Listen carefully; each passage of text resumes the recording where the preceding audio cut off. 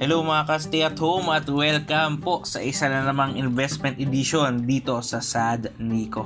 Sorry, medyo naging busy lang dahil birthday ni Mrs. Hopefully no October 6 di naman kayo naging disappointed.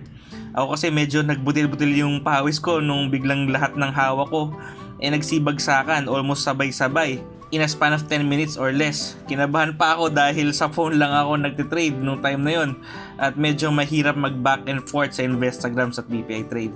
Anyway, i-discuss natin ngayon ang iba pang ways just in case may iwanan kayo sa taas. Hopefully mapanood nyo hanggang dulo para matutunan nyo. Pero bago yan, ako po si Nico. This is sahdnico where we discuss investments, art, food, and adulting. Kung bagong-bago ka pa lang sa channel na ito, please click the subscribe button and notification bell para updated ka lagi sa mga bagong videos tulad nito.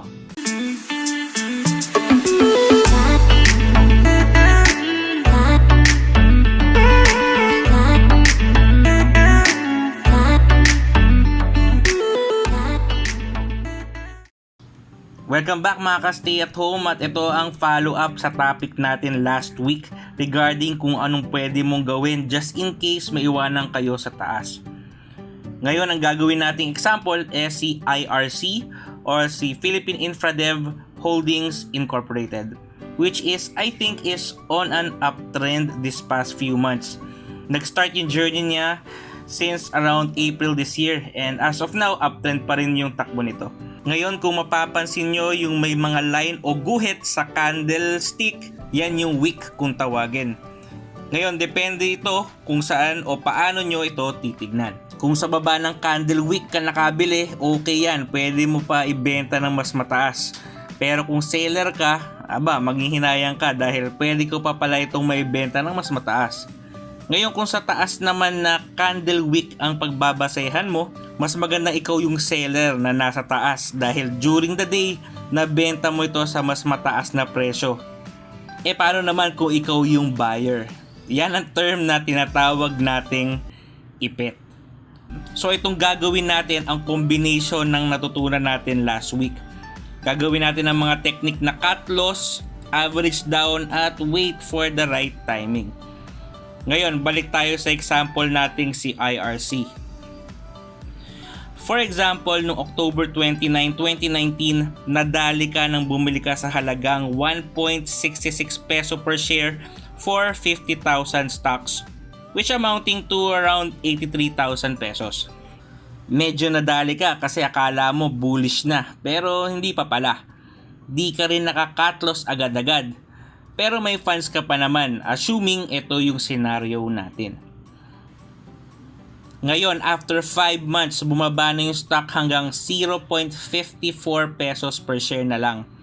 Ngayon, kung may funds kayo, pwede po kayong bumili dyan sa baba, provided naging stable na po yung price niya. Ngayon, usually nagbe-base ako sa RSI and MACD. In this example, pwede natin itong gawin as early as possible, pero example lang naman natin ito.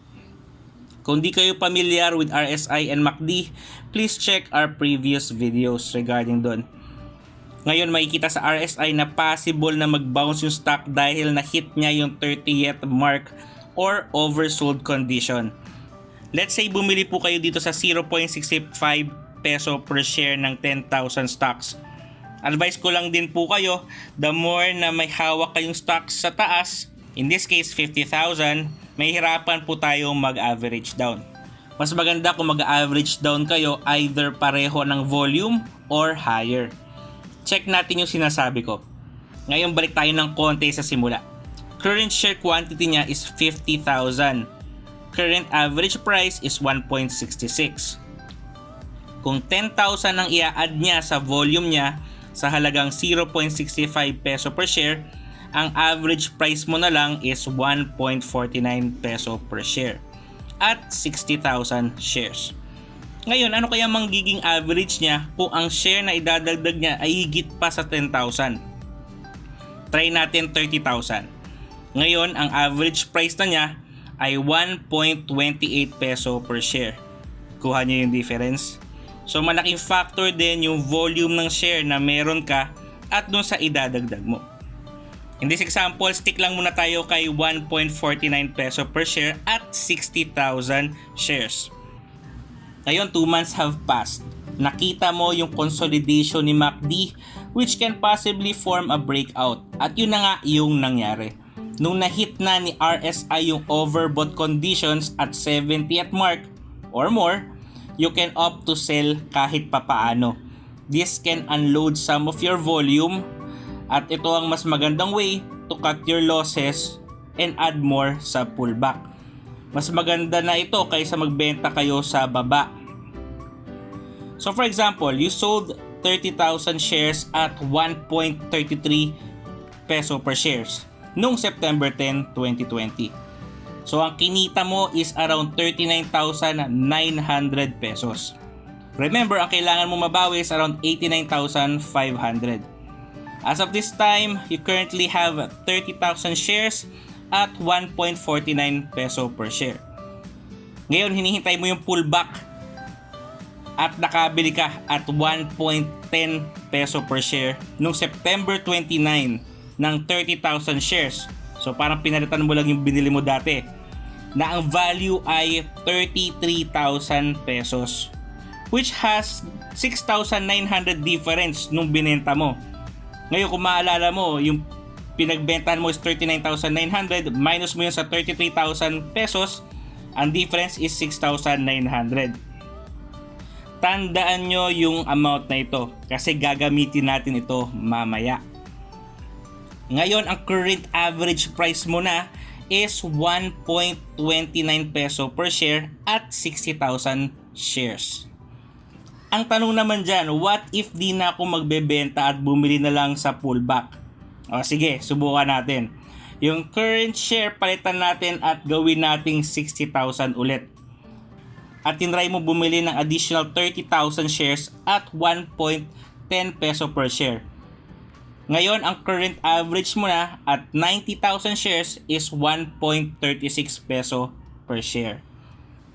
0.07 lesser, although yung isang method natin kanina nakawala na yung ibang pera mo para magamit mo pa for reinvesting. So it's up to you. Unlike yung may 90,000 shares ka nga at 1.36 peso per share pero tulog naman yung kabuuan ng pera mo at nakalagay lang sa iisang stock.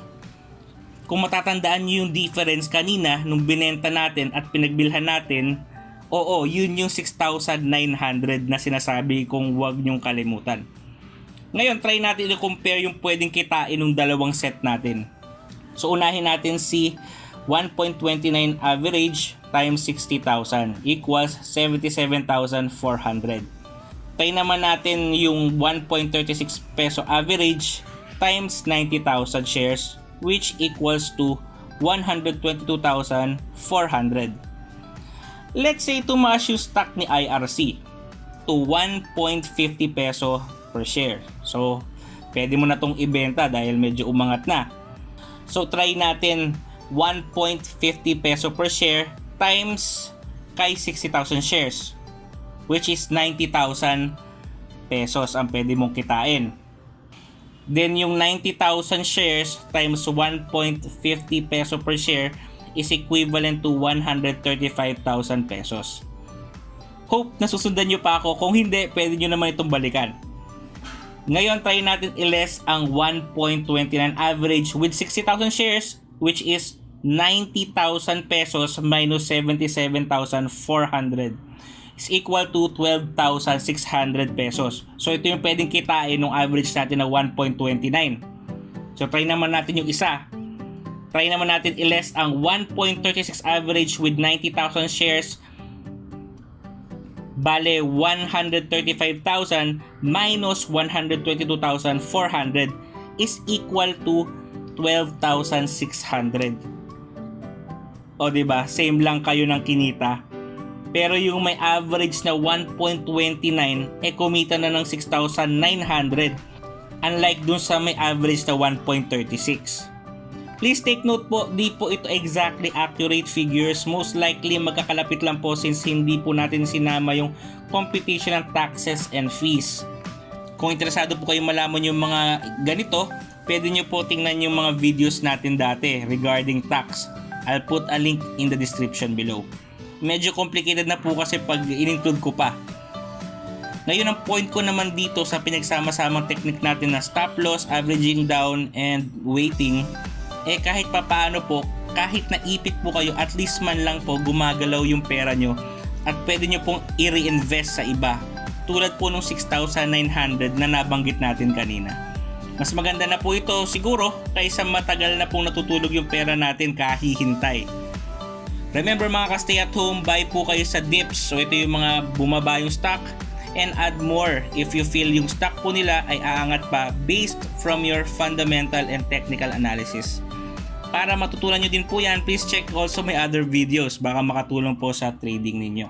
Maraming salamat po sa panonood ng mga ginagawa nating videos. Please kung nagustuhan nyo ito, please click the like and subscribe button and notification bell dahil road to 3,000 subs na po tayo mga ka-stay at home. Kaya maraming salamat po sa inyo. Kung may mga tanong po kayo, huwag po kayong mahiyang mag-comment. Try ko po sagutin sa abot ng aking makakaya. Again, I am Nico. This is sahdnico, where we discuss investments, art, food, and adulting. God bless sa inyo. Stay safe. Peace.